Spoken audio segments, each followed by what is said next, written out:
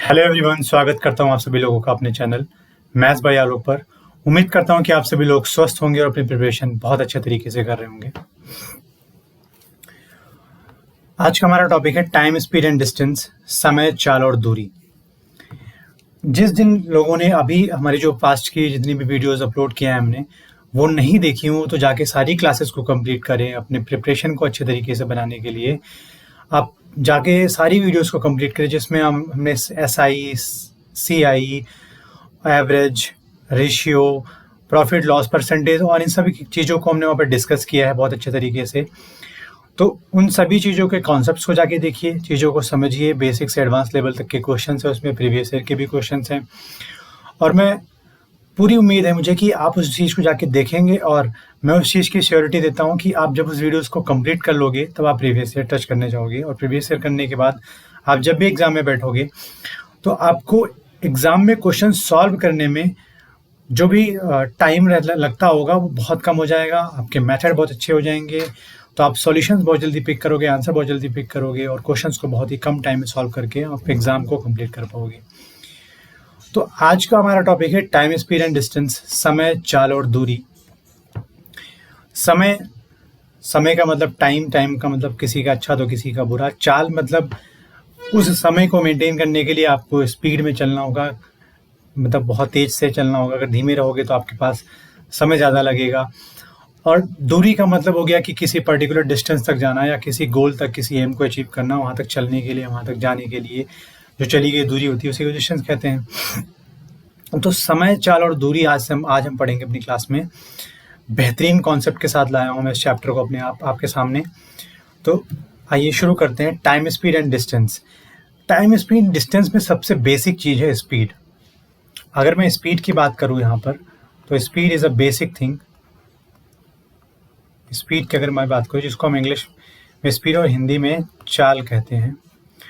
तो चाल क्या होता है कि आप किसी पर्टिकुलर टाइम में कितना डिस्टेंस मूव करते हैं उसी को हम स्पीड कहते हैं। मतलब एक निश्चित समय में चली गई दूरी को ही हम चाल कहते हैं। अगर मैं इसकी डेफिनेशन लिखूँ एक लाइन में, किसी या एक निश्चित समय में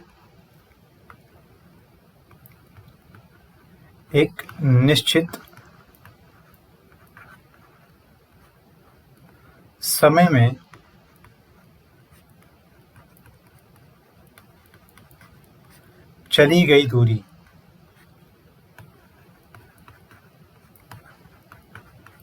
को चाल कहते हैं।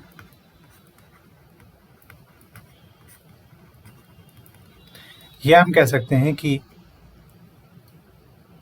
डिस्टेंस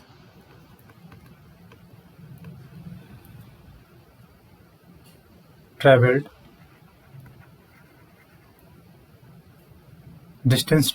पर unit time is called speed.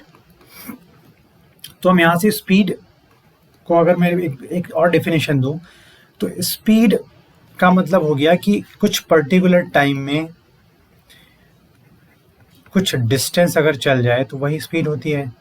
तो स्पीड इज इक्वल्स टू हो जाता है डिस्टेंस अपॉन टाइम, जिसको हम कह सकते हैं कि speed is the ratio of distance and time. Speed जो है वो रेशियो है किसका, डिस्टेंस और टाइम का। या मैं बोलूँ एक पर्टिकुलर टाइम में चली गई डिस्टेंस, अगर मैं कहूँ 1 घंटे में चली गई d किलोमीटर की दूरी, तो उसकी स्पीड क्या हो जाएगी, स्पीड हो जाएगी यहाँ से d किलोमीटर पर आवर। जब आप टाइम और स्पीड का यूनिट देखोगे तो वो सेम नेचर के होने चाहिए, चाहे वो SI यूनिट के हों, चाहे CGS के हों, चाहे MKS के हों, सभी चीज़ सेम होनी चाहिए। अगर मैं यहाँ पर 1 सेकेंड की बात करता हूँ कि 1 सेकेंड में चली गई दूरी, तो वो दूरी मीटर में होनी चाहिए। 1 सेकेंड में चली गई टोटल दूरी ही उसकी स्पीड कहलाएगी। मैंने कहा अगर 1 सेकेंड में वो 50 मीटर चलता है तो उसकी स्पीड यहाँ से मैं बता सकता हूँ कि कितनी हो जाएगी, 50 मीटर पर सेकेंड। अगर वो 1 या 2 घंटे में 40 किलोमीटर जाता है, लेकिन मैंने कहा कि एक निश्चित समय में, तो उसको आप 1 घंटे में चली गई दूरी को लेके आएंगे, तो 2 घंटे में अगर 40 जाता है तो 1 घंटे में कितना चला जाएगा वो 20 किलोमीटर्स। तो इसका मतलब हो गया यहाँ से उसकी स्पीड हो जाएगी 20 किलोमीटर पर आवर। तो पहली बात हमने क्या देखा कि speed is a ratio of distance and time. एक निश्चित समय में चली गई दूरी ही उसकी चाल कहलाती है, किसी भी बॉडी की, किसी भी इंसान की, या किसी भी गाड़ी की, या जो भी चीज़ें जो भी मूव कर रही हैं। तो अगर मैंने पढ़ा कि स्पीड को मैं एस से डिनोट कर रहा हूँ, टाइम को टी से और डिस्टेंस को डी से, तो अगर मैंने पढ़ा कि S is equals to D upon में टी, तो मैं क्या यहाँ से ये कह सकता हूँ कि T is equals to distance upon speed, या मैं एक बात और कह सकता हूँ कि distance is also the speed into time.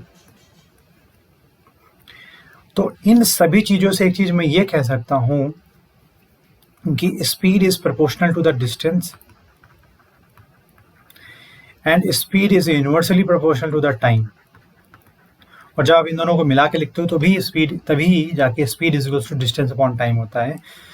तो सिंपल सी बात है कि जो भी स्पीड होगी उसका इन्वर्स में होगा टाइम, अगर डिस्टेंस हमारी कांस्टेंट है तो। अब पहली बात तो हम एक बात ये समझ लेते हैं कि अगर मान लेते हैं कि हमारी स्पीड है 1 किलोमीटर प्रति घंटे, और इसको आपको कन्वर्ट करना है स्पीड को मीटर पर सेकंड में, तो 1 किलोमीटर में कितना मीटर होता है, 1000 मीटर। और 1 घंटे में कितना सेकंड होता है, तो बोलोगे 60 मिनट होता है, और 60 मिनट में 1 मिनट में 60 सेकंड, तो 60 गुणे 60 3600 सेकंड। तो बहुत ही लल्लू सा चीज़ है, सबको पता होगा। तो 2 जीरो से आप 2 जीरो कट कर दो, 2 से 5 बार और 2 से ये 18 बार जाएगा। तो 1 किलोमीटर प्रति घंटे की जो हमारी यूनिट चेंज करके आएगी वो आ जाएगी 5/18 मीटर प्रति सेकेंड। ठीक है। अब अगर मैं इसी मीटर प्रति सेकेंड को, आपने इसका स्क्रीनशॉट लेना है और उसके बाद मैं यहाँ से मिटा के इस चीज़ को मैं फिर से बताता हूँ कि अगर हमारे पास कुछ भी दिया हुआ है कि 1 मीटर प्रति सेकेंड को मुझे किलोमीटर पर आवर में चेंज करना है, तो अगर 1 किलोमीटर बराबर होता है 1000 मीटर, तो 1 मीटर बराबर कितना हो जाएगा, 1/1000 किलोमीटर अपॉन, अगर 1 hour is equals to 3600 seconds, तो 1 सेकेंड इज इक्वल्स टू 1/3600, तो 1/3600 क्या, आर।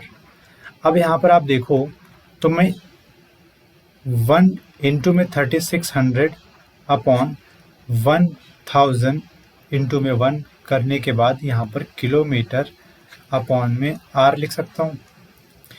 2 जीरो से 2 जीरो कैंसिल आउट, 2 से 18 बार जाएगा और 2 से ये 5 बार जाने के बाद अगर मैं मीटर पर सेकेंड को कन्वर्ट करके लिखता हूँ किलोमीटर पर आवर में, तो मैं लिख सकता हूँ 18/5 किलोमीटर प्रति घंटा। ये बहुत ही इंपॉर्टेंट चीज़ें हैं जो कि समझना है आपको कि किलोमीटर पर आवर से आपको स्पीड मीटर पर सेकंड में कैसे कन्वर्ट करना है। तो आप 1 किलोमीटर के रिस्पेक्ट में 5/18 कर दो और मीटर पर सेकंड लगा दो, और अगर 1 मीटर पर सेकंड दिया उसको किलोमीटर पर आवर में करना है तो आप 18/5 करके उसमें किलोमीटर पर आवर लगा दो 1 यूनिट के लिए।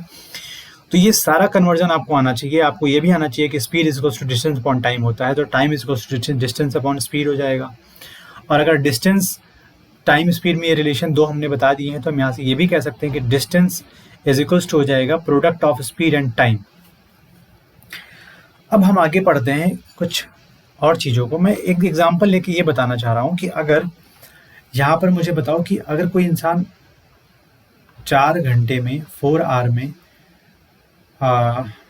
160 किलोमीटर जाता है, अगर वो 4 घंटे में 160 किलोमीटर जाता है तो 1 घंटे में कितना जाएगा। आप कहोगे 160/4, मतलब आप डिस्टेंस को टाइम से डिवाइड कर रहे हो, तो क्या आएगा, स्पीड आएगा। तो 1 घंटे में चली गई दूरी कितनी हो जाएगी, 40 किलोमीटर, और यहाँ से उसकी स्पीड हो जाएगी 40 किलोमीटर पर आवर। ठीक है। ये सारी चीज़ें मैं एक एग्जाम्पल के फॉर्म में लेके चल रहा हूँ ताकि आपको सब कुछ क्लियर हो जाए। हमने पढ़ा स्पीड क्या होती है, चाल क्या होती है। एक निश्चित समय में चली गई दूरी ही चाल कहलाती है। Distance travelled per unit time, जिसका मतलब speed is equals to distance upon time हो जाएगा। अगर 1 घंटे में कोई इंसान d किलोमीटर चलता है तो उसकी speed d kilometre per hour हो जाएगी। प्रति घंटे पे चली गई डिस्टेंस उसी का वही उसकी स्पीड कहलाती है। 1 सेकंड में अगर 50 मीटर जाता है तो उसकी स्पीड 50 मीटर पर सेकंड हो जाएगी। 2 घंटे में अगर इंसान 40 किलोमीटर जाता है तो 1 घंटे में 20 किलोमीटर जाएगा, तो स्पीड उसकी हो जाएगी 20 किलोमीटर प्रति घंटे। प्रति घंटे का मतलब हर 1 घंटे पे उसकी एक डिस्टेंस बतानी है, जितना 1 घंटे में डिस्टेंस ट्रेवल करेगा वही उसकी स्पीड हो जाएगी। तो यहाँ पे मैंने बताया कि स्पीड और डिस्टेंस और इस टाइम के बीच के रिलेशन, 3 रिलेशन मैंने यहाँ पे डिसाइड कर लिया आपके सामने। और उसके बाद मैंने किलोमीटर पर आवर को मीटर पर सेकंड में कैसे कन्वर्ट किया और मीटर पर सेकंड को किलोमीटर पर आवर में कैसे कन्वर्ट किया, सारी चीज़ें हमने कर चुके हैं। अब आगे की तरफ मैं यहाँ पर एक और चीज़ करना चाहता हूँ कि अगर हमारे पास, आप ध्यान दीजिए, तो जैसा कि हमने पढ़ा कि स्पीड इज इक्वल्स टू होता है डिस्टेंस अपॉन टाइम। अगर हमारे पास speed is equals to distance upon time है, अब इस केस में अगर मैं 2 या 2 से ज़्यादा बॉडीज़ को लेके आता हूँ तो वहाँ पे हमारी रिलेटिव वेलोसिटी, रिलेटिव स्पीड आ जाती है। ठीक है, अगर मैं रिलेटिव स्पीड की बात करूँ,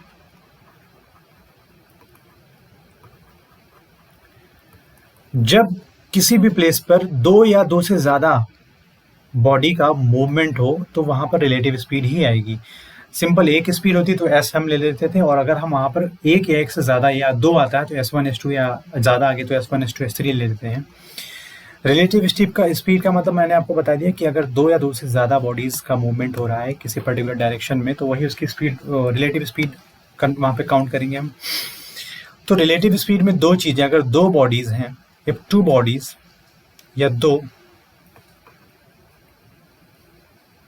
2 गाड़ी ले लेता हूँ, 2 गाड़ी के चलने की दिशा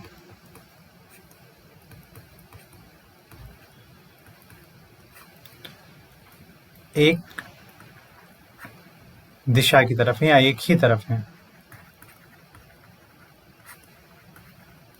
तो उनकी रिलेटिव स्पीड आ जाएगी। अगर मैंने कहा 2 बॉडीज़ है हमारे पास तो इसकी स्पीड हो जाएगी S1 और इसकी स्पीड हो जाएगी S2। तो यहाँ से जो हमारे दोनों बॉडीज़ अगर एक ही डायरेक्शन में मूव कर रही है तो उनकी रिलेटिव स्पीड हम दोनों को एक साथ लेने के बाद बताएंगे कि उनकी रिलेटिव स्पीड का एडिशन हो जाए, सॉरी सब्ट्रैक्शन हो जाएगा S1 माइनस S2। मतलब अगर एक की स्पीड S1 है दूसरे की स्पीड S2 है तो आप बड़े वाले से माइनस छोटा वाला कर दो। और अगर दोनों गाड़ी एक दूसरे के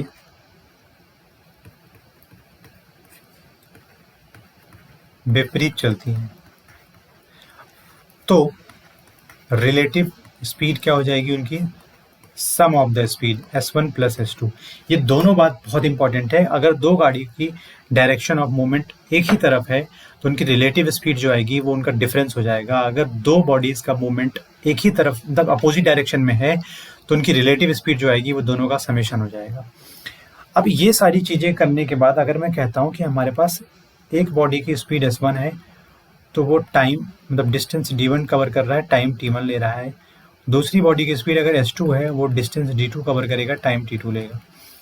पहला केस में ये कहता हूँ कि अगर D1 की वैल्यू D2 के इक्वल हो जाए, distance for the first body is equals to distance for the second body अगर इक्वल हो जाए तो आप देखोगे कि वहाँ पर speed 1 is equals to 1 upon T1 and speed 2 is equals to 1 upon T2 हो जाएगा।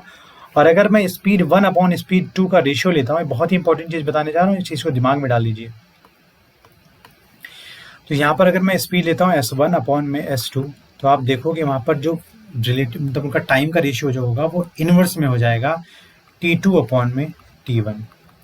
अगर किसी की स्पीड m/n है 2 बॉडीज़ का तो उनका टाइम का रेशियो हो जाएगा n/m, उसका इन्वर्स हो जाएगा। ठीक है, ये पहला केस हो गया। मैं अगर दूसरे केस की बात करूं, अगर हमारे पास speed of first body is equals to speed of second body हो जाता है तो आप यहाँ से ये कह सकते हो कि D1 is equals to T1 और D2 is equals to D2।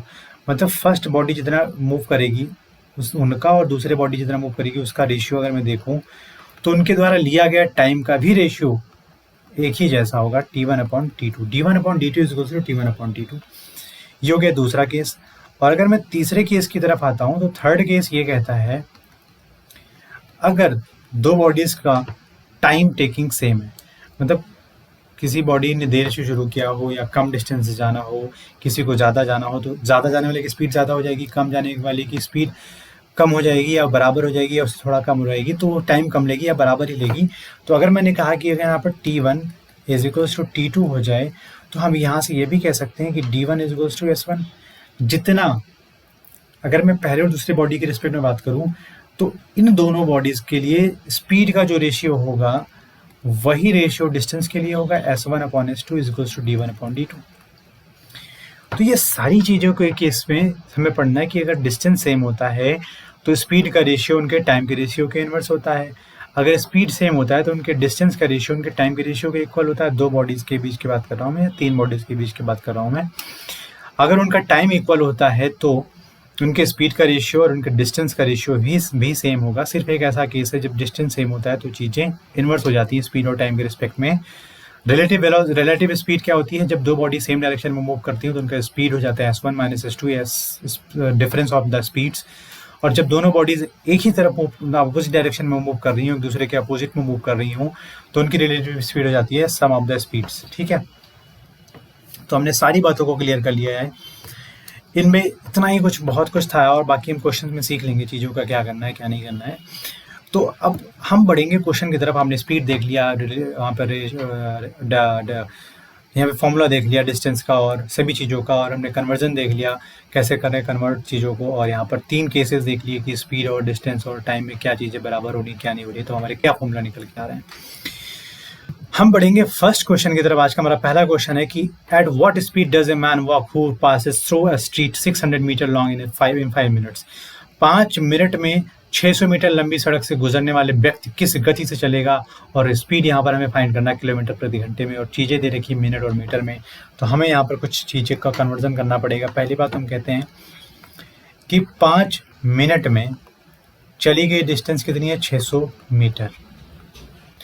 तो पहली बात में, अगर मीटर है तो उसको सेकंड में होना चाहिए, क्योंकि हमारा नेचर कैसा होना चाहिए? सेम होना चाहिए यूनिट्स का। तो अगर मैं यहाँ पर सेकंड्स की बात करूँ तो 5 मिनट में आप कहोगे 300 सेकंड्स होते हैं।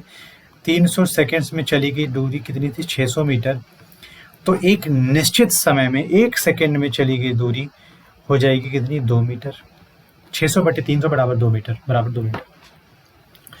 अगर 1 सेकेंड में 2 मीटर जाता है तो उसकी स्पीड यहाँ से मैं कह सकता हूँ कि स्पीड आ जाएगी 2 मीटर पर सेकेंड।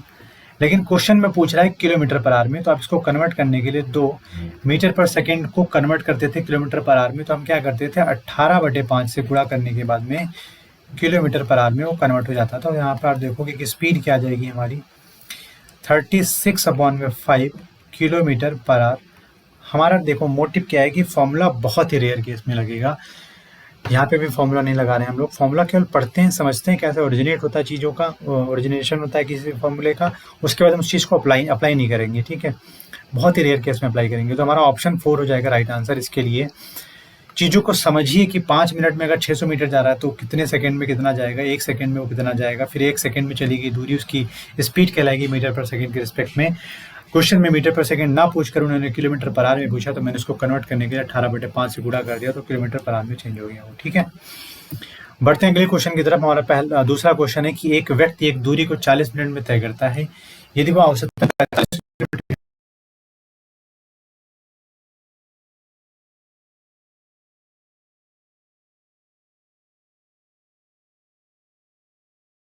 45 मिनट में चली गई दूरी को स्पीड में कन्वर्ट करके हम बता पाएंगे।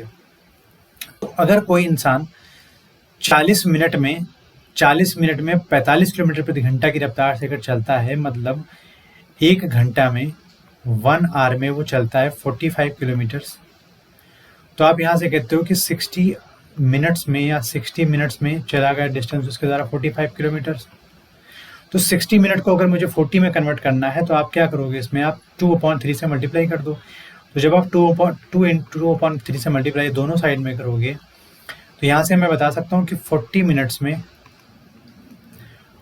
मिनट्स में आप बता सकते हो कि 30 किलोमीटर हो जाएगा, क्योंकि हमारी डिस्टेंस आ जाएगी 30 किलोमीटर। तो अगर 30 किलोमीटर उसको जाना है और उसको अपना टाइम 30 मिनट्स तक कम कर देना है, मतलब 30 मिनट्स में वो कितनी स्पीड से जाए कि वो 30 किलोमीटर कवर कर ले, तो 30 मिनट्स में आप बताओगे कि 30 किलोमीटर अपॉन में 30 मिनट्स को मैंने कन्वर्ट किया किसमें? आर में, तो हो जाएगा 30/60 घंटे, जो कि हो जाएगा 1/2 घंटा। ये सारी चीज़ें आपको बताने के लिए मैं बता रहा हूँ, बाकी इसमें कोई इतना बहुत बड़ा वो नहीं है ठीक है, रॉकेट साइंस नहीं है कि बहुत ही टफ है चीज़ें, ऐसा कुछ नहीं है। तो यहाँ से जो स्पीड है वो क्या आ जाएगी, ये दो ऊपर जाके 60 किलोमीटर, ये घंटा है, तो 60 किलोमीटर पर आवर की हमारी स्पीड आ जाएगी, जो कि इसका राइट आंसर हो जाएगा सेकेंड ऑप्शन। हम बढ़ते हैं नेक्स्ट क्वेश्चन की तरफ। इसमें ऐसा कुछ भी नहीं कि हम इस पर दोबारा चीज़ों को डिस्कस करें। हमारा एक है क्वेश्चन की a car travelled at 5/7 of its actual speed cover 42 kilometre in 1 hour 40 minutes and 48 seconds। Find the actual speed of the car. हम इसको फॉर्मूले से भी कर सकते हैं, बाकी हम बेसिक चीज़ों को फॉर्मूले से ना करके हम सीधे रेशियो फॉर्म में लेके आते हैं और उसको हम एक कंपेरिजन बेसिस पे करते हैं, ठीक है। तो हम इस क्वेश्चन को करने के लिए बढ़ते हैं आगे। अगर स्पीड 5/7 हो जाती है, मैं सिंपल से फॉर्मूला अप्लाई कर दे रहा हूँ कि अगर स्पीड का 5/7 of the speed is covered 42 kilometres in 1 hour 40 minutes का मतलब आप इसको कन्वर्ट करोगे तो 40/60 आर, मुझे यूनिट सब कुछ कंप्लीट एक से एक सेम करना है, और 48 सेकेंड्स का मतलब हो गया 3600 से आप डिवाइड करोगे तो घंटे में कन्वर्ट हो जाएगा। किलोमीटर पर आवर में हमारी स्पीड आने वाली है, और क्वेश्चन में पूछा भी है वही 5/7 S is equals to 42 upon, अब यहाँ पर आप एलसीएम लोगे तो हमारा आ जाएगा एलसीएम 3600, तो ये 36 हो जाएगा इंटू में 1 होने के बाद 3600 प्लस 60 को 3600 बनाने के लिए 60 से मल्टीप्लाई करोगे तो ये 2400 हो जाएगा, और यहाँ पर 48 आ जाएगा। अब हमने यहाँ पर देखा कि 42 अपॉन में कुछ नहीं था, तो अपॉन में न्यूमरेटर अपॉन डिनोमिनेटर में से डिनोमिनेटर ऊपर आने के बाद 42 में 3600 का मल्टीप्लिकेशन हो जाएगा, और इन सबको ऐड करोगे आप तो यहाँ से 6048 आ जाएगा। आप ऐड करके देख लीजिए। अगर मैं 12 से मल्टीप्लाई करूँ तो हो जाएगा 12 300 टाइम्स जाएगा, 12 5 जा 0 बार, 12 4 जा 504 बार जाएगा, और ये 42 से आई थिंक 12 बार जा रहा है, 12 से ये 25 बार जाएगा। तो 5/7 कैलकुलेशन ही इस क्वेश्चन में मेन इंपॉर्टेंट चीज़ें हैं।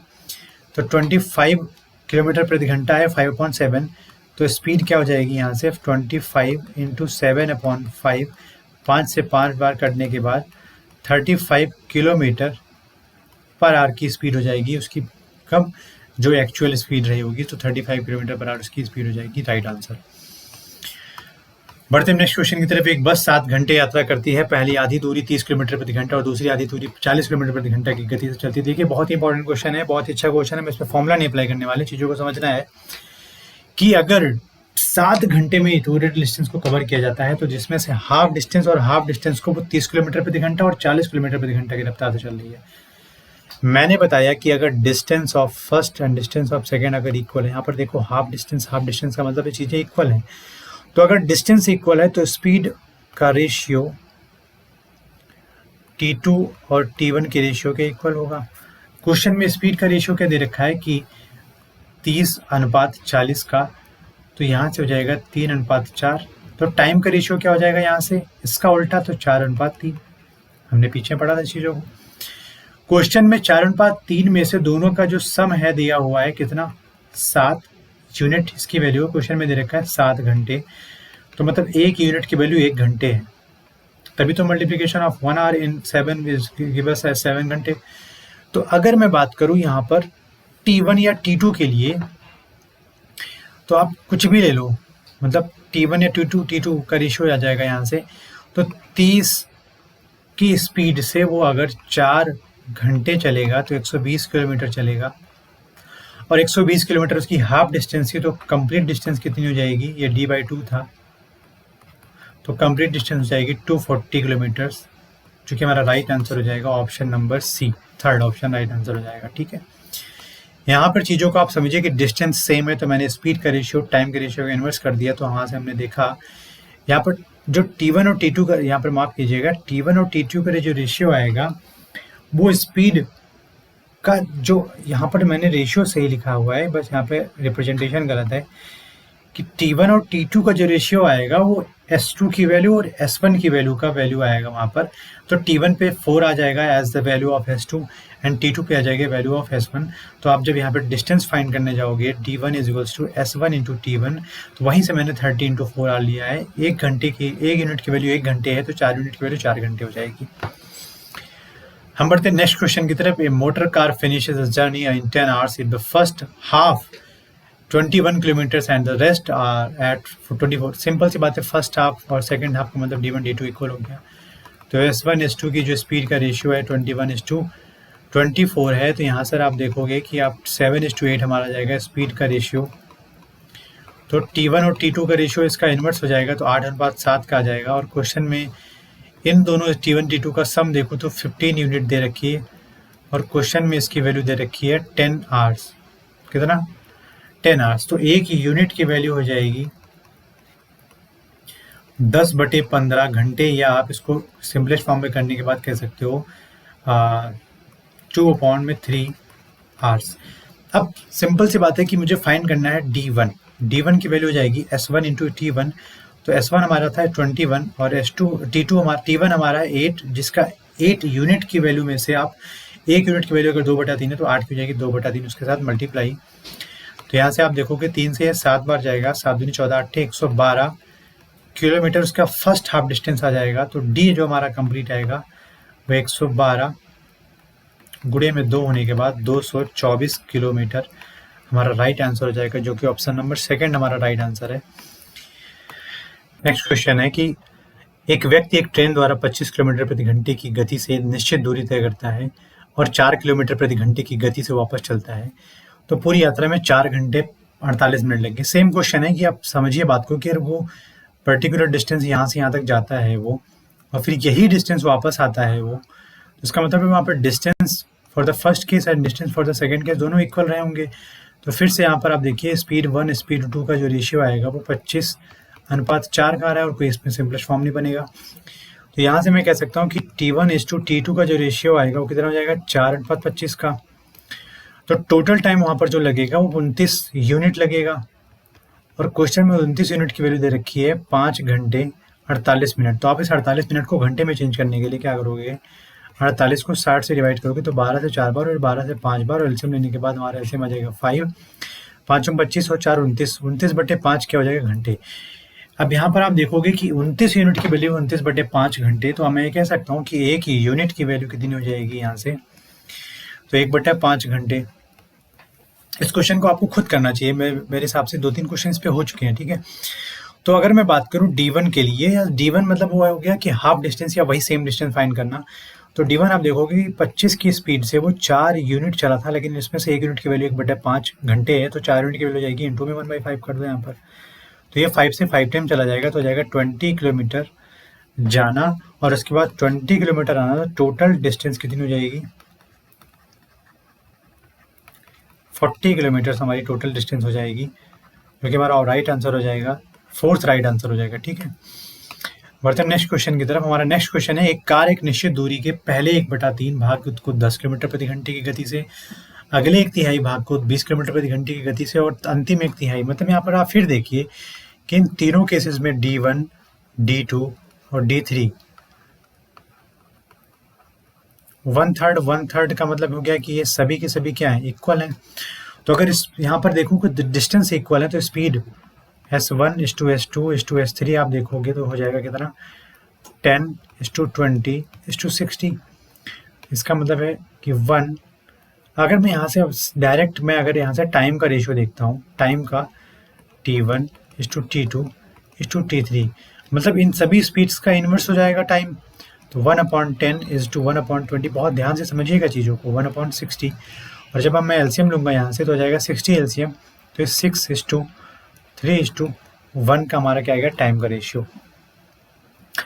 अब अगर मैं डिस्टेंस फाइंड करके डिस्टेंस फाइंड करना चाहूँ यहाँ पर, तो डिस्टेंस आप देखोगे कि 60 मतलब 10 किलोमीटर प्रति घंटे की रफ्तार से अगर 6 घंटा कोई चल रहा है, अगर वो 10 किलोमीटर पर आवर की स्पीड से अगर वो 6 घंटे चल रहा है, तो आप कह सकते हो 10 गुणे 6 क्या हो जाएगा 60। और अगर 1/3 की वैल्यू 60 है तो टोटल डिस्टेंस वहाँ पर कितनी होगी, तो टोटल हो जाएगा 60 × 3, total distance is equal to 60 × 3 जो कि हो जाएगा 180 किलोमीटर। और अगर 180 किलोमीटर्स को 6 + 3 + 1 यूनिट से अगर वो जाता है, तो यहाँ से मैं स्पीड बता सकूँगा कि एवरेज स्पीड क्या आ जाएगी 180/10, जो कि हो जाएगी 18 किलोमीटर पर आवर। ये हो गया हमारा 18 किलोमीटर पर आवर उसकी एवरेज स्पीड, जो कि फोर्थ ऑप्शन राइट आंसर होगा। इसको करने का एक और तरीका है कि अगर मैं 1/3 की बात कर रहा हूँ, उसका मतलब एक कंप्लीट डिस्टेंस को वो अगर 1/3 का मतलब 1/3 डिस्टेंस को वो 10 की स्पीड से जाता है तो 1/30 हो जाएगा। 1/3 यहाँ पर 1/3 की स्पीड 1/3 की डिस्टेंस को 20 की स्पीड से जाता है तो 1/60 हो जाएगा। प्लस 1 यहाँ पर क्या हो जाएगा 1/20 1/3 के हिसाब से 180 हो जाएगा। बेल्सियम लेंगे 180 ही आने वाला है यहाँ पर। तो ये 6 + 3 + 1 और ऊपर आप देखोगे तो 1 में 180 मल्टीप्लाई कर देंगे तो फिर से क्या आ रहा है 18 किलोमीटर प्रति घंटा उसका क्या आ रहा है एवरेज स्पीड। ये भी दूसरा तरीका है लेकिन हमारा तरीका यही रहेगा हमेशा। यहाँ पर हमारा डिस्टेंस अगर सेम है तो वहाँ पर स्पीड का रेशियो फाइंड करेंगे, टाइम का रेशियो फाइंड करेंगे, वहाँ से डिस्टेंस फाइंड करेंगे, डिस्टेंस से हम क्या करेंगे डिस्टेंस से हम टाइम के रिस्पेक्ट में स्पीड फाइंड कर लेंगे। हमारा नेक्स्ट क्वेश्चन है क्वेश्चन नंबर 8। एक व्यक्ति एक निश्चित स्थान पर एक निश्चित समय पर पहुंचना है और वह पता करता है मतलब उसको पता चलता है कि वह पाता है कि यदि वह 4 किलोमीटर प्रति घंटे की गति से चलता तो उसे 15 मिनट और मतलब यहाँ पर मैं इंग्लिश में पढ़ ले रहा हूँ if he finds that he will be 15 minutes late if he walk at 4 kilometre per hour. अगर वो 4 किलोमीटर प्रति घंटे की रफ्तार से चलता तो 15 घंटे ज़्यादा लेता। लेट का मतलब ज़्यादा ले लिया उसने। और अगर वो 6 किलोमीटर प्रति घंटे की रफ्तार से चलता तो वो 10 मिनट पहले पहले पहुंच जाता है। तो मैं मान लेता हूँ यहाँ पर कि हमारा इसका एलसीएम ही क्या था डिस्टेंस था। तो 4 किलोमीटर प्रति घंटे की रफ्तार से 12 किलोमीटर चलेगा तो कितना पहुंच जाएगा वो कितनी देर में पहुंचेगा 3 घंटे में। 6 की रफ्तार से 12 किलोमीटर 2 घंटे में। मतलब अगर मैं बात करूँ यहाँ पर एक्चुअल जो डिफरेंस है टाइम का वो 1 घंटे का है। लेकिन अगर मैं 15 घंटे लेट हो रहा हूँ 10 घंटे पहले पहुंच रहा हूँ तो दोनों के बीच का जो मैं डिफरेंस दोनों के बीच का जो गैप है वो आप देखोगे तो कितना आ जाएगा 25 मिनट्स का गैप आ जाएगा। तो मतलब 1 घंटे या 1 यूनिट की वैल्यू आप यहाँ पर चेक निकालना पड़ेगा मुझे। अगर 1 घंटे की वैल्यू 25 मिनट्स है तो यहाँ पर यूनिट सेम करना पड़ेगा। तो यहाँ पर आप यूनिट सेम करोगे तो 1 घंटे की वैल्यू आप देखोगे कितनी हो जाएगी 25/60 घंटे। मतलब 1 यूनिट की वैल्यू 25/60 है तो उसने डिस्टेंस कितना लिया था 12। तो 12 को किससे मल्टीप्लाई करोगे 25/60 से।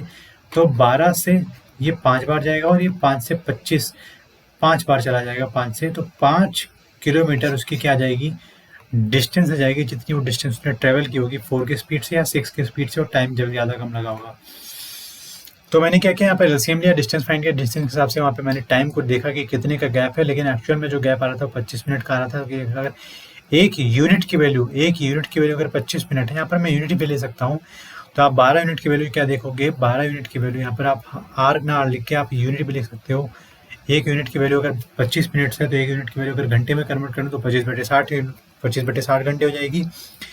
तो 1 यूनिट की वैल्यू अगर 25/60 घंटे है तो आप 12 यूनिट की वैल्यू क्या बताओगे 12 घंटे के हिसाब 12 के हिसाब से आप इसको कन्वर्ट करोगे तो आप देखोगे कि यहाँ पर हमारा जो डिस्टेंस आ जाएगा वो हो जाएगा 5 किलोमीटर आ जाएगा। ठीक है, बढ़ते हैं नेक्स्ट क्वेश्चन की तरफ। हमारा नेक्स्ट क्वेश्चन है कि एक व्यक्ति कुछ गति से एक निश्चित दूरी तय करता है। मतलब उसका एक व्यक्ति मतलब एक निश्चित दूरी मैंने कहा कि वो निश्चित दूरी मैंने कह दिया कि डी डिस्टेंस को टी टाइम में वो एस की स्पीड से कवर करता है। यदि वह 3 किलोमीटर प्रति घंटा तेज चलता अगर वह एस की बजाय एस + 3 किलोमीटर पर आवर की स्पीड से चलता तो वही सेम डिस्टेंस उसको कवर करने में t - 40/60 घंटे लगते। 40 मिनट को मैंने कन्वर्ट किया 40/60 घंटे में। फिर वो कहता है यदि वो 2 किलोमीटर प्रति घंटा धीमी गति से चलता तो s - 3 से जब चलेगा तो उसको ऑब्वियसली बात है टाइम ज़्यादा लगेगा। वही सेम डिस्टेंस वो देखेगा तो टाइम से वो 40 मिनट ज़्यादा लेता है मतलब 40/60 घंटे ज़्यादा ले लेता है। अब मैं तीनों इक्वेशंस का अगर यूज़ करके मैं देखूं तो आप ये कह सकते हो कि डिस्टेंस अगर डिस्टेंस इक्वल है तो यहाँ से एक बात ये देख सकते हैं कि मैं इस सभी चीज़ों को डिस्टेंस के फॉर्म में और स्पीड के फॉर्म में चीज़ों को करूँगा क्योंकि मुझे डिस्टेंस फाइंड करना है। तो अगर मैं देखूँ यहाँ से कि पहले केस में जो टाइम था वो d/s था और दूसरे केस में जो टाइम है वो d/s + 3 के साथ साथ 40/60 मिनट जल्दी भी है। तो इसका मतलब अगर मैं 40/60 उधर ऐड कर दूं या मैं दोनों का डिफरेंस ले लूं तो आप एक बार यहाँ से देखोगे कि अगर मैं डिस्टेंस अपॉन अपॉन स्पीड करता हूँ तो हमारे पास कुछ पर्टिकुलर टाइम आएगा। वो टाइम जो होगा वो वही सेम डिस्टेंस को अगर ज़्यादा स्पीड से अगर कवर करेगा तो कम टाइम में करेगा। तो दोनों का जो डिफरेंस ही है वही तो 40 मिनट है। तो 40 मिनट का मतलब हो जाएगा 40/60, तो 20 दूना 40, 20 3 60। ये हमारी इक्वेशन 1 हो गई। अब यही सेम डिस्टेंस को अगर वो कम टाइम में कवर करेगा तो ज़्यादा टाइम लेगा, मतलब कम स्पीड में कवर करेगा तो ज़्यादा टाइम लेगा। तो s-2 के हिसाब से अगर चलेगा वो, तो वही सेम डिस्टेंस अगर अपने एक्चुअल स्पीड से चलता तो उससे वो 2/3 ज़्यादा लेता घंटे में, या 40 मिनट ज़्यादा लेता। अब हमारे पास दो इक्वेशंस हैं, यहाँ पर दो अननोन्स हैं। मैं अगर दोनों इक्वेशन को इक्वेट करा दूँ, दोनों इक्वेशन को अगर आप इक्वेट कराओगे तो 2/3 में आप देखोगे दोनों इक्वेट हो जाएंगे। और दोनों साइड से अगर मैं डी कॉमन करता हूँ और फिर फर्स्ट इक्वेशन से और सेकेंड इक्वेशन से डी कॉमन करने के बाद एलसीएम लेता हूँ, यहाँ पर आप देखोगे s+3 माइनस में s इंटू में s+3 आ जाएगा, जो कि इक्वल है डी कॉमन करने के बाद सेकेंड इक्वेशन के s minus s of minus minus का +2 हो जाएगा अपॉन में s इंटू s+2। यहाँ से d कैंसिल आउट हो जाएगा, इस s से ये वाला s कैंसिल आउट हो जाएगा, ये प्लस माइनस का 0 हो जाएगा, ये प्लस माइनस का 0 हो जाएगा। तो आप यहाँ से ये कह सकते हो कि 3 में s+3 और 2 में s+2 और क्रॉस मल्टीप्लिकेशन करने पे 3s + 6 is equals to 2s + 6। एक मिनट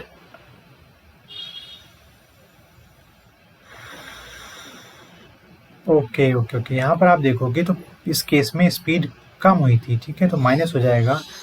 तो इस वजह से हमारा जो यहाँ पर जो वैल्यू आएगी, यहाँ वाली जो वैल्यू आएगी वो आएगी माइनस में, तो ये हो जाएगा 3s - 6 और ये हो जाएगा 2s + 6।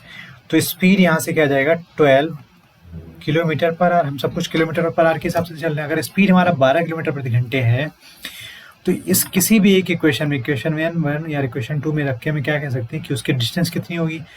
तो डिस्टेंस अपॉन में 12 माइनस डिस्टेंस अपॉन में 15 बराबर है 2/3। तो यहाँ से आप वैल्यू पुटिंग भी कर सकते हो। वैल्यू पुटिंग करने का मतलब है कि 12 और 15 से कटने वाली एक वैल्यू ले आओ। तो आप देखोगे यहाँ से कि अगर मैं ध्यान दूँ तो यहाँ से 3 मैं इसको कॉमन करके ही सॉल्व कर लेता हूँ। तो यहाँ से आप देखोगे डी कॉमन करने के बाद 15 - 12 हो जाएगा 3/12 × 15 बराबर 2/3 के। 3 से 5 बार जाएगा और 3 से 4 बार जाएगा। तो आप यहाँ पर देखोगे जो डिस्टेंस की वैल्यू आएगी वो 2 × 4 × 5, तो डिस्टेंस आ जाएगा 40 किलोमीटर हमारा राइट आंसर हो जाएगा, जो कि ऑप्शन नंबर फर्स्ट हमारा राइट आंसर है। थोड़ा कॉम्प्लिकेटेड था क्वेश्चन, क्योंकि इस क्वेश्चन को हम बेसिक से नहीं समझेंगे तो चीज़ें सॉल्व नहीं कर पाओगे आप। इस क्वेश्चन को मेथड से भी सॉल्व कर सकते हैं। अब जैसे जो भी लोग ट्रिक बताएंगे वो आपको यहाँ से ट्रिक बताना शुरू करेंगे कि अगर डिस्टेंस सेम है तो उनके स्पीड का जो डिफरेंस होगा अपॉन में स्पीड का जो मल्टीप्लिकेशन होगा इक्वल्स हो जाएगा स्पीड का डिफरेंस अपॉन स्पीड का मल्टीप्लिकेशन। तो चीज़ों को समझाने के लिए अब लोग आएंगे, आपको बताएंगे कि जो भी यहाँ पर आप देखोगे वो बताएंगे कि s-2 अपॉन में s+3 स्पीड कम हो रही है, स्पीड ज़्यादा हो रही है। तो यहाँ पर आपको बताएंगे कि टाइम क्या हो जाएगा, यहाँ पर टाइम क्या हो जाएगा 2/3 का रेशियो हो जाएगा। फिर इसको आप क्रॉस मल्टीप्लिकेशन करोगे, फिर यहाँ पे स्पीड निकल आएगी। तो ये सारी चीज़ें मैं पहले कैसे आ रही हूँ उस चीज़ को आपको समझाना बहुत इंपॉर्टेंट है। हमारा जो नेक्स्ट क्लास होगी, नेक्स्ट जो हम टाइम एंड स्पीड लेके आएंगे उसमें हम सीधे के सीधे कॉन्सेप्ट हटा के सीधे के सीधे शॉर्टकट से जाएंगे चीज़ों को लेके, ताकि आप इसमें पढ़ो समझो, उसके बाद हम शॉर्टकट्स पे आएंगे तो आपको और आसानी से चीज़ें समझ में आएंगी शॉर्टकट बन कैसे रहा है, ठीक है।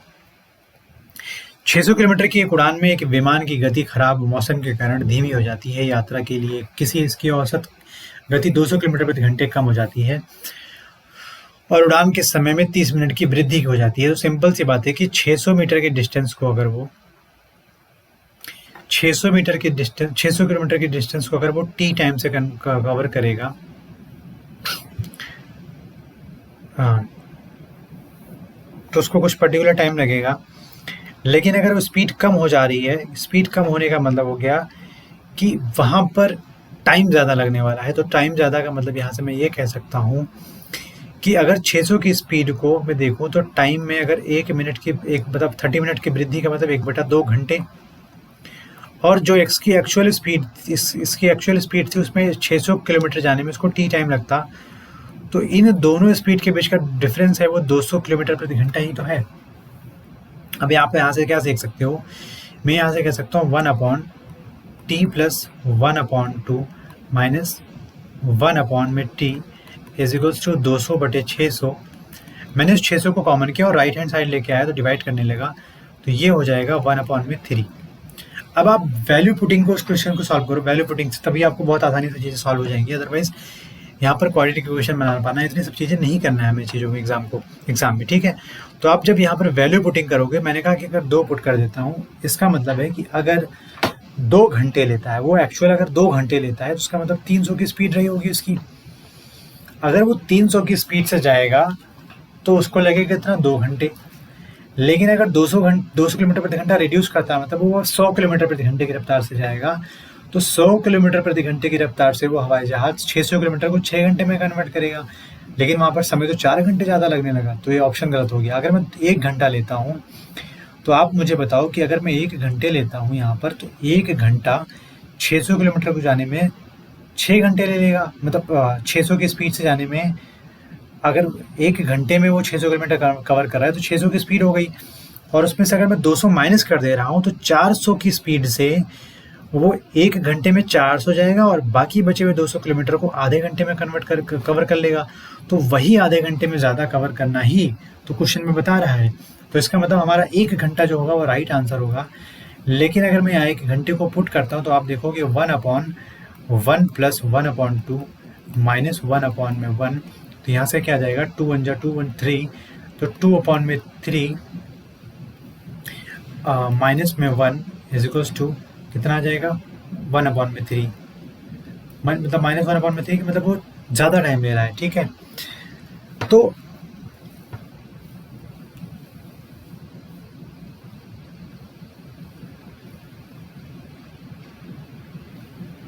यहाँ से आप देखोगे तो मेरे हिसाब से माइनस में चीज़ें नहीं आनी चाहिए। माइनस में ना आने के लिए आप क्या करो, यहाँ पर स्पीड का डिफरेंस देख रहे हैं, तो पहले वाले की स्पीड ज़्यादा रही होगी, दूसरे वाले की स्पीड कम रही होगी, तभी तो t प्लस 1/2 लिया। यहाँ पे t प्लस 1/2 यहाँ पे कर दो, और यहाँ पर क्या कर दो, t कर दो, और यहाँ पर क्या कर दो,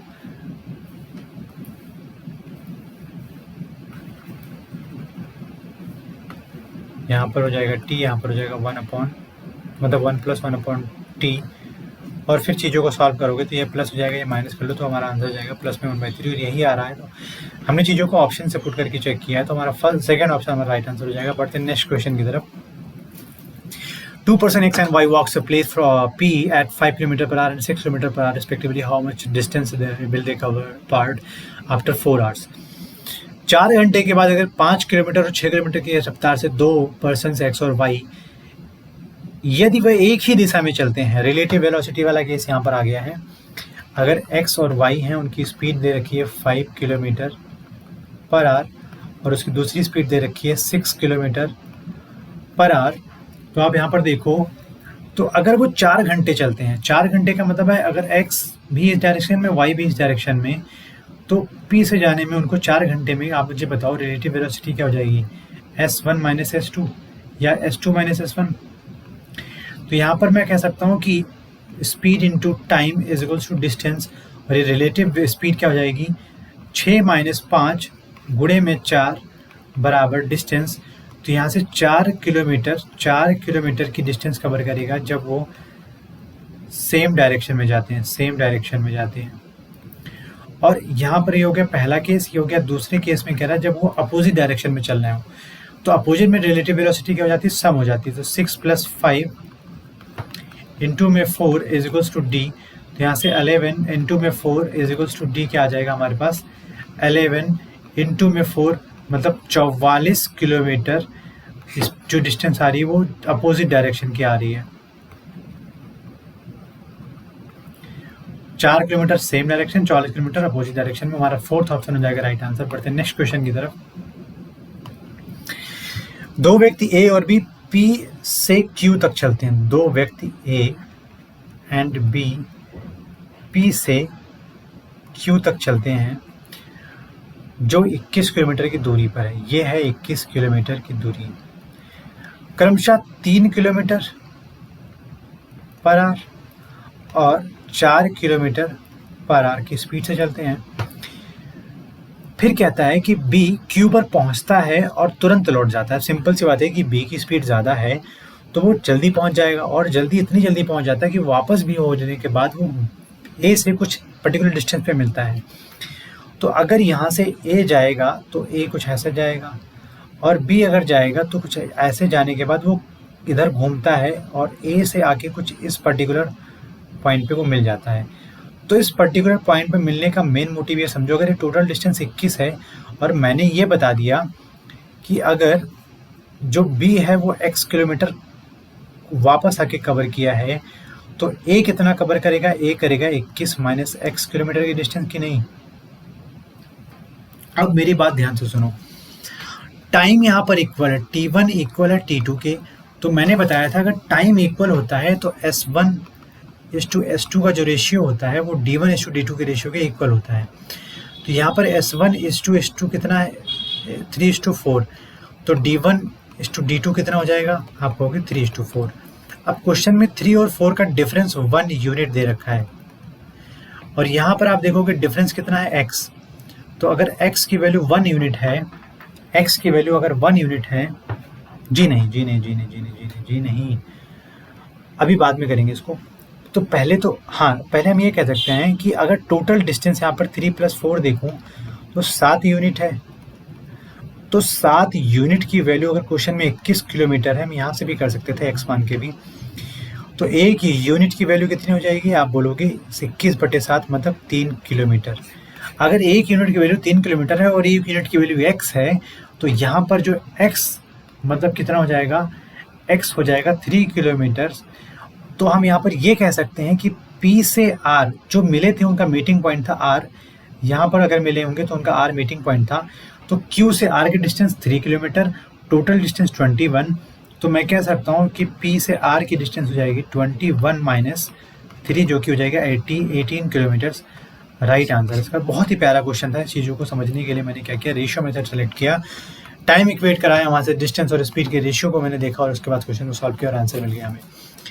नेक्स्ट क्वेश्चन है कि दो बस स्टॉप से एक ही समय पर चलना शुरू करती हैं और क्रमशः 20 किलोमीटर 25 किलोमीटर प्रति घंटे की रफ्तार से एक दूसरे की ओर बढ़ती हैं। मतलब एक यहाँ से और दूसरी यहाँ से, अगर ये 20 किलोमीटर प्रति घंटा और ये 25 किलोमीटर प्रति घंटे की रफ्तार से अगर एक दूसरे की तरफ चल रही हैं,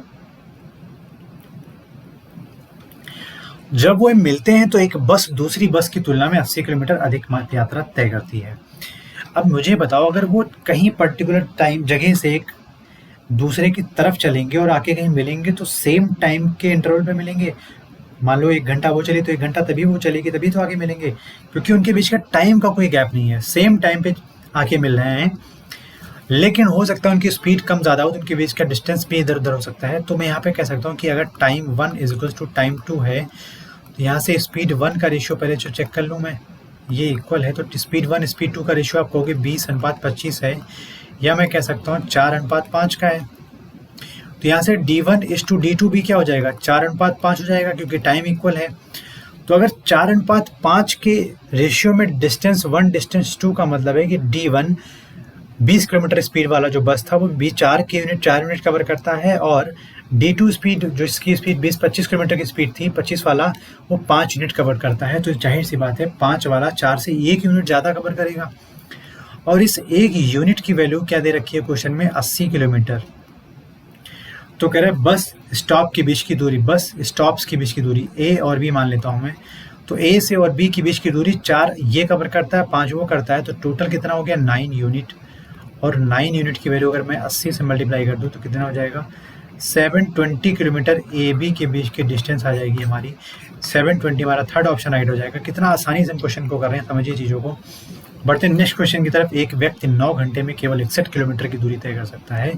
वह आंशिक रूप से पैदल 4 किलोमीटर प्रति घंटे की गति से और आंशिक रूप से साइकिल से 9 किलोमीटर प्रति घंटे की गति से यात्रा करता है। तो पैदल यात्रा बताइए।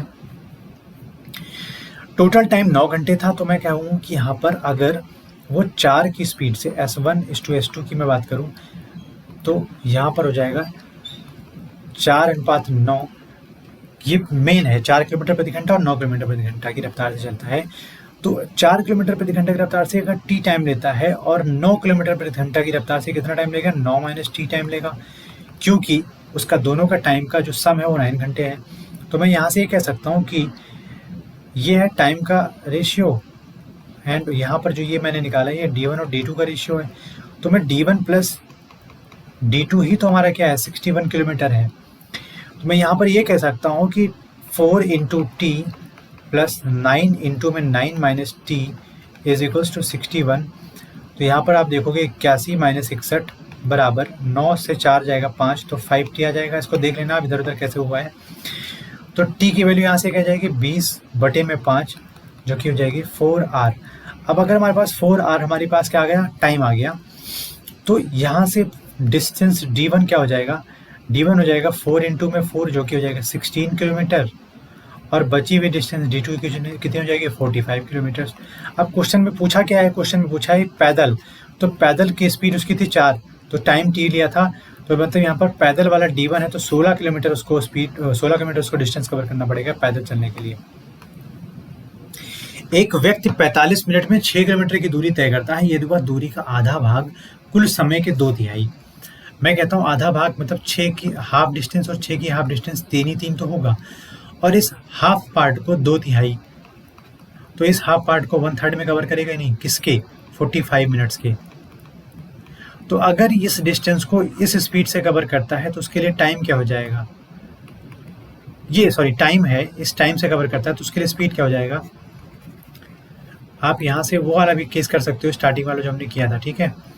आप यहाँ पर कह सकते हो कि 15 मिनट्स में अगर वो 3 किलोमीटर जाता है तो 60 मिनट्स में कितना जाएगा, वो आप कहोगे 12 किलोमीटर जाएगा, मतलब 1 घंटे में कितना जाएगा, 12 किलोमीटर। तो यही 12 किलोमीटर पर आवर उसकी क्या है, स्पीड है, और ये हमारा राइट आंसर हो जाएगा, सेकेंड ऑप्शन हमारा राइट हो जाएगा। हम बढ़ते हैं नेक्स्ट क्वेश्चन की तरफ। हमारा नेक्स्ट क्वेश्चन है, एक चोर पुलिस वाला केस आ गया। एक चोर 10 मीटर पर सेकंड की गति से दौड़ता है। मैंने कहा चोर हमारा यहाँ पर चोरी करके भाग रहा है, इसने चुराया क्या है, मोमोज। चोरी करके भाग रहा है, एक पुलिसकर्मी उसके पीछे 12.5 मीटर पर सेकंड की गति से दौड़ता है, लेकिन 10 सेकंड के बाद पुलिस वहां पर थी। हमेशा आप जानते हो कि पुलिस हमेशा देर से आती है, लेकिन यहाँ पर बहुत ही जल्दी आ गई है, मतलब 10 सेकंड का गैप है, तो ज़्यादा कुछ गैप नहीं है। लेकिन अब आप मुझे बताओ, अगर चोर भागेगा 10 मीटर पर सेकंड की स्पीड से, तो 10 सेकंड के बाद कुछ यहाँ पर पहुँच जाएगा वो। तो अगर 10 मीटर पर सेकंड से 10 सेकंड में वो जाएगा, तो ये डिस्टेंस कवर कितना कर लेगा, 100 मीटर की।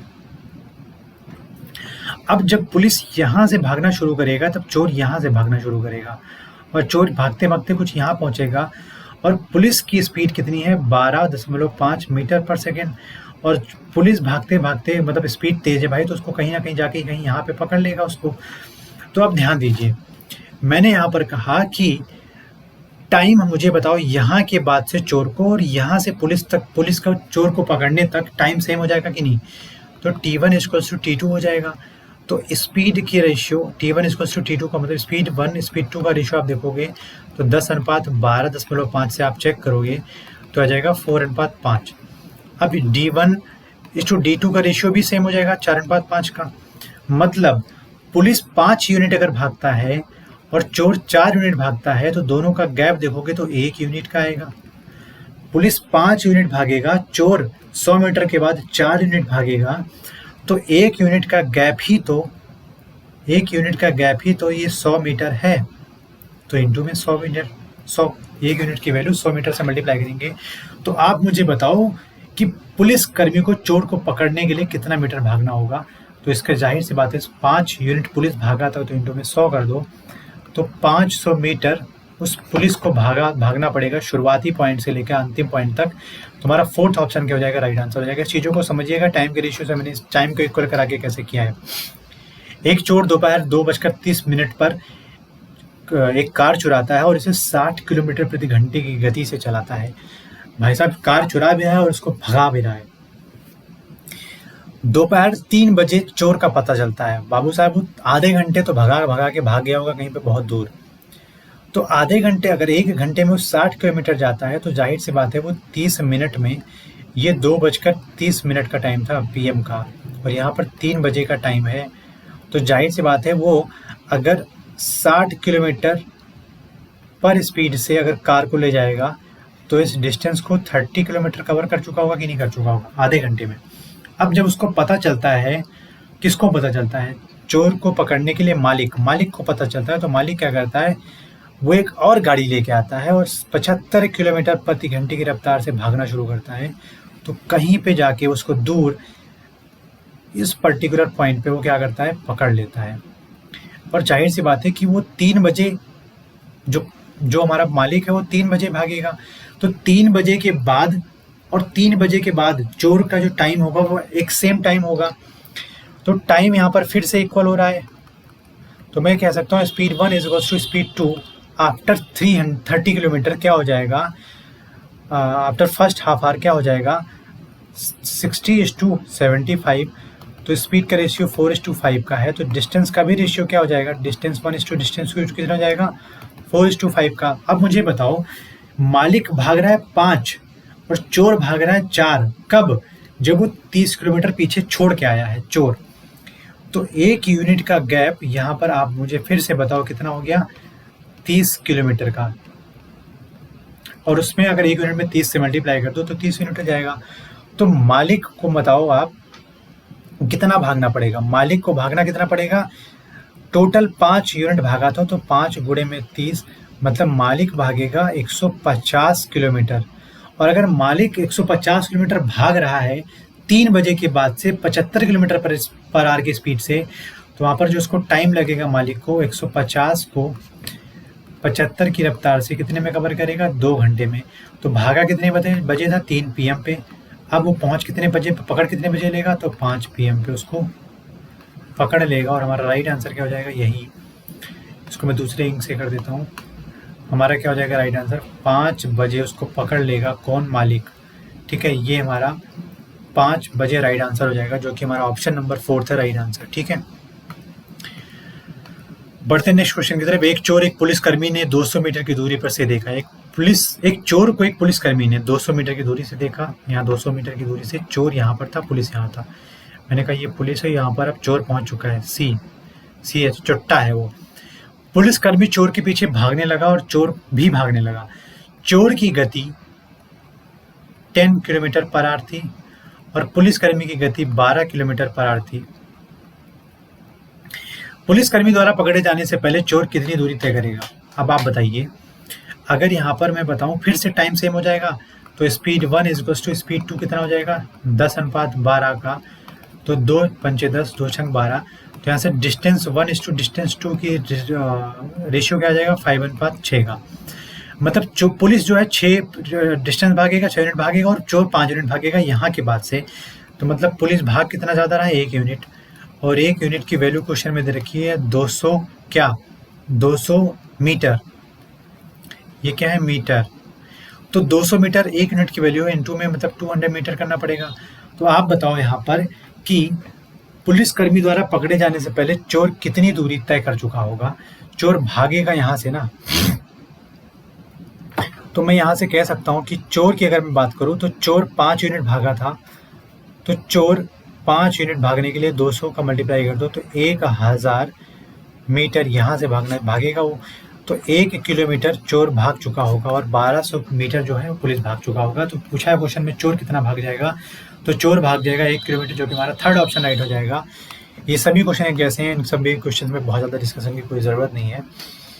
ये क्वेश्चन है, एक व्यक्ति निश्चित दूरी 60 किलोमीटर प्रति घंटा की गति से तय करता है और ठहराव के साथ, मतलब a person covers certain distance at a speed of 60 km per hour and with stoppage he travels the same distance at a speed of 40 km per hour. How many minutes per hour does he stops?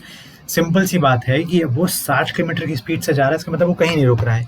लेकिन वो जब कहीं रुक जाता है, कहीं पर 1 घंटे के अंतराल में, तो उसको 40 किलोमीटर प्रति घंटे की रफ्तार से पहुंचना पड़ता है। मतलब वो 40 किलोमीटर प्रति घंटे की एवरेज स्पीड आ जाती है उसकी। तो मेरी बात ध्यान से सुनो आप यहाँ पर। अगर वो 60 किलोमीटर प्रति घंटे की स्पीड से जाता है तो 60 किलोमीटर प्रति घंटे की स्पीड से जाएगा, सिंपल सी बात है, जब वो कहीं रुकेगा नहीं। लेकिन 60 की बजाय न जाकर वो 40 से जा रहा है, तो उसका मतलब उसका मार्जिन कितने का हुआ, 60 माइनस 40 का। तो यहाँ से मैं कह सकता हूँ कि टाइम जो निकलने जा रहा है यहाँ पर वो 20 अपॉन में 60, मतलब 20 किलोमीटर 20 घंटे, मतलब 20 किलोमीटर प्रति घंटे की रफ्तार अगर वो कम करता है कितने पे, 60 किलोमीटर प्रति घंटे पे, तो इसका मतलब है 1 घंटे में वो कहीं ना कहीं बीच में जो रुक रहा है वो 1 घंटे के अंतराल पे रुक रहा है। तो आप मुझे यहाँ पर बताओ, ये सारी चीज़ें घंटे के अंतराल पे आ रही है, लेकिन मुझे फाइंड करना है कि कितने मिनट के हिसाब से रुकेगा। तो इनटू में आप मिनट्स का मल्टीप्लिकेशन कर दो, तो 20 मतलब यहाँ से 60 से 60 कट जाएगा, तो हमारा जो आंसर आ जाएगा वो 20 मिनट हमारा क्या आ जाएगा, राइट आंसर हो जाएगा।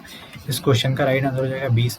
इसका बेसिक मेथड जो होता है वो होता है S2 या S1 माइनस S2 अपॉन में S1 इंटू में S2, सॉरी अपॉन में S1 और यहाँ से इंटू में 60, अगर उसको मिनट में चेंज करना है तो 60 मिनट्स आप यहाँ पे रख दो, तो हमारा क्या हो जाएगा, राइट आंसर हो जाएगा। ठीक है, 60 माइनस 40 अपॉन 60 इंटू 60 आप कर दोगे तो हमारा राइट आंसर निकल आएगा, कितने मिनट वो रुकेगा। ठीक है, बढ़ते नेक्स्ट क्वेश्चन की तरफ कि without any stoppage a person travel a certain distance at an average speed of 42 kilometre. सब सिंपल सी बात है, बिना रुके 42 किलोमीटर जाता है घंटे में, और with stoppage cover the same distance average speed of 28 kilometre.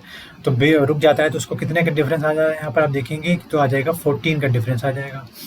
लेकिन मुझे इसको मिनट्स में कन्वर्ट करना है, तो आप ये कह सकते हो कि 14 3 42 और 3 से 20 बार जाएगा, तो ये 20 मिनट्स आ जाएगा हमारा क्या, राइट आंसर इसका आ जाएगा। ठीक है, बढ़ते हैं नेक्स्ट क्वेश्चन की तरफ। हमारा नेक्स्ट क्वेश्चन है कि excluding stoppage the speed of a bus is 54 kilometre. Same question है कि टी अगर हमारा निकालना है तो 54 आप देखोगे कि किलोमीटर जाएगा 1 घंटे में बिना रुके, और 45 रुक के जाने में, मतलब रुका कितना, वो 15 किलोमीटर के 9 किलोमीटर के मार्जिन के हिसाब से रुका है। तो इंटू में आप 60 कर दोगे तो हमारा मिनट्स में आंसर आ जाएगा। ये 9 से 1 बार 6 बार जाएगा, 6 से 10 बार जाएगा, तो हमारा जो आंसर हो जाएगा 10 मिनट्स हमारा राइट आंसर हो जाएगा, जो कि ऑप्शन नंबर फर्स्ट हमारा राइट आंसर है। बैठते हैं नेक्स्ट क्वेश्चन की तरफ। हमारा नेक्स्ट क्वेश्चन है कि प्रत्येक घंटे के बाद एक कार की गति 2 किलोमीटर प्रति घंटे बढ़ जाती है। यदि पहले 1 घंटे में तय की गई दूरी 35 किलोमीटर थी तो 12 घंटे में तय की गई कुल दूरी बताना है आपको। मतलब फर्स्ट आवर में अगर मैं ध्यान दूँ तो 35 किलोमीटर चलेगा वो, अगर 35 की स्पीड से चल रहा है 1 घंटे में, तो और उसके बाद फिर उसकी स्पीड 2 किलोमीटर प्रति घंटे के हिसाब से बढ़ जाती है। तो जाहिर सी बात है कि दूसरे घंटे में, मतलब दूसरे घंटे में सेकेंड आवर में वो भी एक घंटे का तो अंतराल होगा, तो वो 35 किलोमीटर के बजाय वो कितना डिस्टेंस ट्रेवल करेगा, 37 किलोमीटर। नेक्स्ट थर्ड आवर में वो मुझे बताओ, अगर वो 1 घंटे के अंतराल पे ही चल रहा है तो 2 किलोमीटर ज़्यादा चलेगा, तो 39 किलोमीटर। क्योंकि स्पीड एक घंटे के हिसाब से होती है ना, और एक घंटे में 2 किलोमीटर की स्पीड बढ़ा रहा है वो, तो इस यहाँ पर डिस्टेंस भी 2 किलोमीटर बढ़ जाएगी। तो क्वेश्चन में कहा है कि अप टू 12 घंटे तक कितना हो जाएगा उसका, जितना टोटल डिस्टेंस वो ट्रैवल करेगा। आप मुझे बताओ कि अगर मैं यहाँ पर ध्यान दूँ, अगर एक को जोड़ता चला जाऊँ तो बहुत बड़ा प्रोसेस हो जाएगा। लेकिन यहाँ पर आप एक बात ध्यान दो कि यहाँ पर पहला 35, दूसरा 37, तीसरा 39 और ऐसे 2 के अंतराल पे चीज़ें बढ़ रही हैं, तो यहाँ पर एक अर्थमेटिक प्रोग्रेशन बन रहा है कि नहीं बन रहा है। अगर मैं एक की बात करूँ तो 35 किलोमीटर है, कॉमन डिफरेंस की बात करूँ तो 2 किलोमीटर है। क्यों? क्योंकि सेकंड माइनस फर्स्ट 37 माइनस 35 या 39 माइनस 37, 2 किलोमीटर का अंतराल आ गया, और एन की वैल्यू यहाँ पर कितना है, कितने तक जाना है, मुझे 12 घंटे तक जाना है। तो आपको पता है एस एन का फॉर्मूला होता है एन अपॉन में 2a plus n minus 1 into में डी। तो यहाँ पर आप देखोगे कि S12 जो हमारा है, S12 मतलब 12 घंटे में चली गई टोटल डिस्टेंस, हमारा टोटल डिस्टेंस S12 है ही है, जिसको मैं डिस्टेंस भी लिख सकता हूँ। तो 12 अपॉन में 2 इंटू में a की वैल्यू यहाँ पर 35 है, प्लस n माइनस 1 मतलब 12 माइनस 1 इंटू में कॉमन डिफरेंस हमारा 2 है, तो 2 से 6 टाइम्स चला जाएगा, तो यहाँ पर आ जाएगा 6, यहाँ से आ जाएगा 70 प्लस 11 इंटू 11 इंटू 2, हाँ ठीक तो है। तो यहाँ पर मैं इसका इंक चेंज कर ले रहा हूँ, और इंक चेंज करने के बाद अब देखो कि डिस्टेंस आ जाएगा हमारे पास कितना, 6 इंटू 70 प्लस 22 आ जाएगा 92, और यहाँ पर 6 दूनी 12, 6 9 54 और 1 55, ठीक है, कितना आ जाएगा, 6 9 54 और 1 55, तो 552 किलोमीटर की वो डिस्टेंस कवर कर लेगा 12 घंटे के बाद, अगर 2 किलोमीटर पर आवर की स्पीड को बढ़ाता रहता है वो। तो ये था हमारा time speed and distance. Next class में मैं ट्रेन लेके आऊँगा, रेलगाड़ी लेके आऊँगा आप सबके सामने, वंदे भारत लेके आऊँगा आप सबके सामने, और हम उस क्लास में भी पूरी के पूरे कॉन्सेप्ट को क्लियर करेंगे। टाइम स्पीड डिस्टेंस को मैं 3 पार्ट में डिवाइड किया हूँ, टाइम स्पीड डिस्टेंस, और उसके बाद फिर मैं लेके आऊँगा ट्रेन, उसके बाद लेके आऊँगा बोट स्ट्रीम का क्वेश्चन। इन सभी चैप्टर्स में बेहतरीन मैथड्स के साथ, बेहतरीन क्वेश्चंस के साथ, प्रीवियस ईयर क्वेश्चंस के साथ मैं चीज़ों को आपके सामने रिप्रेजेंट करूँगा। प्लीज़ लोगों तक पहुँचाइए इस वीडियो को, लोगों तक शेयर कीजिए, सब्सक्राइब कीजिए चैनल को ताकि आप तक पहले नोटिफिकेशन पहुँचे और आप चीज़ों को देख सकें। और अपना प्यार बनाए रखिए हमारे तक, क्योंकि आपका प्यार हमें मोटिवेट करता है वीडियोस बनाने के लिए, कॉन्सेप्ट तैयार करने के लिए, कंटेंट बनाने के लिए, ठीक है। ये हमें मुझे एक पावर देता है कि आप इस काम को करेंगे, हमें ये करना है, रिस्पॉन्सिबिलिटी एक तरीके से देता है। तो प्लीज़ मेरी आपसे एक ही रिक्वेस्ट है कि आप इस वीडियो को जितना से ज़्यादा हो सके लाइक कीजिए, शेयर कीजिए और हमारे चैनल को सब्सक्राइब कीजिए, ताकि हम आपके लिए हमेशा मोटिवेट रहें कि हम आपके लिए कुछ कर सकें और आपकी हेल्प कर सकें आपके सिलेक्शन में, ठीक है। मिलते हैं नेक्स्ट वीडियो में नेक्स्ट क्लास के साथ। तब तक के लिए धन्यवाद। जय हिंद।